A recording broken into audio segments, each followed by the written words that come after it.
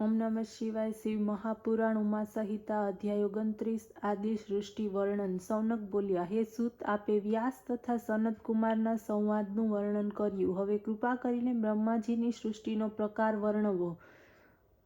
આ પણ આપ શ્રી વ્યાસ પાસેથી સાંભળી ચૂક્યા હશો। ત્યારે સૂતજી બોલ્યા, હે ઋષિઓ સાંભળો। હંમેશા સત તેમજ અસત સ્વરૂપ પ્રધાન પુરુષ પરમાત્મા જ બ્રહ્મા થઈને સૃષ્ટિને ઉત્પન્ન કરે છે।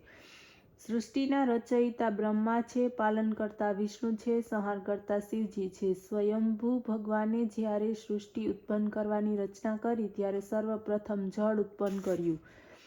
જળ નરક પુત્ર છે, જળમાં સ્થાન રાખનાર નારાયણ છે। તે અંડ પહેલા જળમાં સ્થિર થયું ત્યારે તેની સુવર્ણ સમાન ક્રાંતિ થઈ। બ્રહ્માએ સ્વયં યજ્ઞ કર્યો, આ કારણે એમનું એ સ્વયંભૂ થયું। હિરણ્યગર્ભ ભગવાને એ અંડમાં બે ભાગ કર્યા, જેનાથી આકાશ તથા પૃથ્વી થયા। ત્યારે બ્રહ્માએ અડધા ભાગમાં આકાશની રચના કરી, જળના ઉપર પૃથ્વીની રચના થઈ।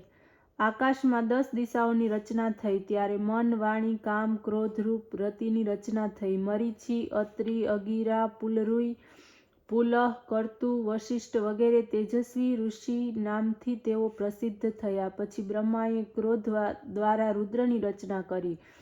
બાદમાં વીજળી, વ્રજ, મેઘ, ઇન્દ્રધનુષ વગેરેની રચના કરી। એ પછી યજ્ઞોની સિદ્ધિ માટે ઋગ, યજુર્, સામ, અથર્વ